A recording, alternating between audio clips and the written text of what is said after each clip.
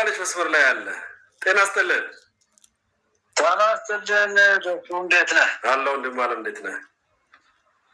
ደህና ነኝ እግዚአብሔር ይመስገን። እንዴት ናችሁ? ያው ድሉም እየቀጠለ ነው። አብረን ያለን ሰዎች ደግሞ አብረን ስለመጣን ዛሬ ድሉ ሲታይ ሌሎች ቢመጡም እኛ መጀመሪያ አብረን የነበርን ሚዲያዎች ሰብሰብ ብሎ በዚህ ሰዓት ይሄን ነበር ብለን በአርኬስትሪው እየተነሳ ድሉን ማፋጠን አለብን እና በዛ መልኩ ነው የደወልኩት። እንኳን ለአዲሱ ዓመት የመሀል ሚዲያ ቤተሰቦች ለአዲሱ ዓመት እንኳን በሰላም አደረሳችሁ ማለት እፈልጋለሁ።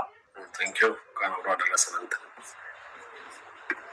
እና ያው ዛሬ የተወሰነ ነገር ማለት እፈልግ አንደኛ እንኳን አደረሳችሁ ነው። ሁለተኛው የአሜሪካ ላይ ያለው አዲስ ነገር ብዙ ነገሮችን የሚነካከልና በጣም የሚሰፋ ሁኔታ ነው ያለው። በተለይ ስለዚህ እውቅና ያላቸው ሰዎች ስለ ፖለቲካው እና አሁን ላይ ያላቸውን ዓለም የሚያውቁ የሚቃኙ እህት ወንድሞቻችን የበለጠ የሚያውቁት ቢሆንም ለእኔ ለአሜሪካውያንም ሆነ ለትራምፕ ለዓለም ሕዝብም ሆነ ሁሉ ነገር በጣም ያዋረድና ገደል የከተተ እጅግ በተለይ ለቬንዙዌላ ብቻ አይደለም ለዓለም ሀገር አለኝ ለሚል ሁሉ ምንም ነገር እንደሌለው ሕግ አለ ፍትህ አለ ብለው ብዙ ጊዜ ሰብአዊ መብት ምናምን የተባሉ የተለያዩ ተቋማት ያወሩት የነበረውን ነገር ሁሉ በአደባባይ በፍልስጤማውያን ጉዳይ ላይ እናወራ የነበረውን ነገር የሚያረጋግጥ አዳኝ የሌላት ዓለም እንደሆነች ነው የሚያሳየው።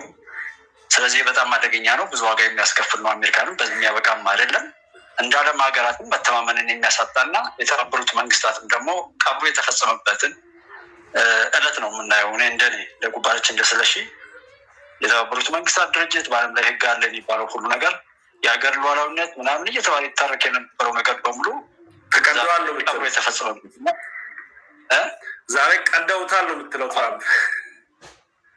በቃ ትራምፕ ቀብረውታል ማለት አሁን ሰብአዊ መብት የሚባለው ይሄ የሀገር ሉዓላዊነት የሚባለው ዓለም አቀፍ ህጎች፣ የጸጥታው ምክር ቤት፣ የተባበሩት መንግስታት ድርጅት እና ሳምሪ እየተባሉ በተለይ የኛ ጽንፈኞች እዚህ ጋር ነውር እንዲሰራ በውስጥ አቅደው በአደባባይ ሰልፍ ያደርጉ የነበሩ ሰዎች ሁሉ ምን እንዳለ ዛሬ ላይ አይናቸውን መገለጥ የሚችል አይን ካላቸው አይናቸው የሚገለጥበት እንደ ዓለም ደግሞ እጅግ አሳሳቢ የሚሆን መሆኑን ማየት ነው። ምክንያቱም ይሄ በጣም ጥሩ ያልሆነ ነገር ነው። ከዚህ ውጤት በጣም እየሰፋ ስለሚሄድ በተግባር ያን ያክል ባንለውም ጥሩ ያልሆነ ክስተት ግን ተከስቷል። ዓለም ላይ የጉልበታሞች ወይም እንደዛ እንጂ ይሄ ዲሞክራሲ፣ ሰብአዊ መብት፣ እርዳታና መሰል ነገሮች ሁሉ የሚዲያዎች ዘገባ የቢቢሲ ሁሉ ኢትዮጵያ ላይ የሚጮሁ ጀኖሳይድ እያሉ የሚባለውን ቁማር ሁሉ በደንብ ማረጋገጫ የሰጠ የዓለምን ገመና በአደባባይ ያሰጣ ነውረኝነት የነገሰበት ዓለም መሆኑን ሁሉ ሰው አውቆ ለሚሰማው እንግዲህ እኔ ወደ ፈጣሪ ነው የምለው፣ ወደ ጸሎት በጸሎት መትጋትን ነው የምለው። ሁሉም በየእምነቱ ወደ ጸሎቱ እንጂ የሰዎች ስርዓት ይህን ከመሰለ ማለት ነው። ሌላው እኛ ሀገር ያሉት እንግዲህ ከዚህ በታች ሲሆን መጥፋትና መጠፋፋት፣ ዘረኝነትና ነውረኝነት የሚያሳፍር መሆኑ ነው። እዚህ ጋር ኢሳያስ ያለውን ኢትዮጵያ እንደዚህ አይነት ነገር ልንዋ ባይፈቅድም ኢሳያስ ውስጥ እየጠፋ ከዛ ጋር መጥቶ ያንን ነግሮ ለኤርትራ ሕዝብ ወዳጅነት የሚፈጥር ነገር በሌለበት ሁኔታ ስለሆነ እንጂ ኢሳያስ ከጠፋ ብዙ ጊዜው ነው። 2 ዓመት 3 ዓመት ነው። እንደ ዶክተር አብይ እየተንከባከበው ሰው የለም።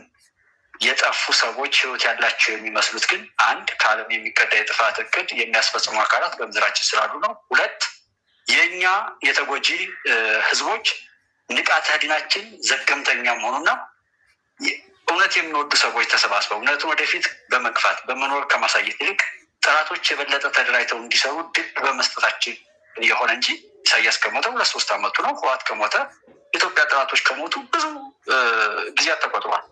መሸከፍና መቅበር ባለመቻላችን የቆየና የዘገየ ዛሬም ያለ ነው እንጂ ኢሳያስ ያለም ነገር አያስፈልገውም ማለት ነው። የኤርትራ ህዝብ ደግሞ ቤተሰባችን ስለሆነ ህዝቡ መዳን አለበት። ከሻቢያ ቀንበር ነው ነፃ እንዲወጣ፣ ከባርነት ቀንበር ነው ነፃ እንዲወጣ የምንፈልገው። በመንገድ አንዴ ማለፍ ስላልሆነ አብሮ እንዲኖር ስለሆነ ነፃነት እና ወደብ ነው ሀገር እንዲሆን ነው የምንፈልገው። በዛ ስሌት በዚህ መልኩ አንሄድም የሚል ነው የግል አስተያየትን ነው የምናገረው።